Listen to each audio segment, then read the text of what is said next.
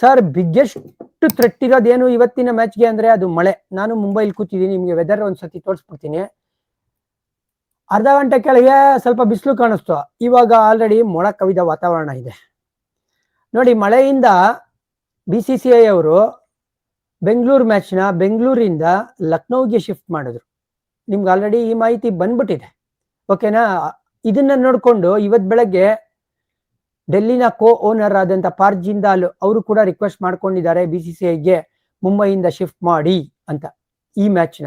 Sir ಇವತ್ತು ಬೆಳಗ್ಗೆ ಎರಡು ಟೀಮ್ಗೆ ಬ್ರಾಡ್ಕಾಸ್ಟಿಂಗ್ ಯೂನಿಟ್ ಎಲ್ಲ ಶಿಫ್ಟ್ ಮಾಡೋದು ಅದು ಪ್ರಾಕ್ಟಿಕಲಿ ಇಂಪಾಸಿಬಲ್.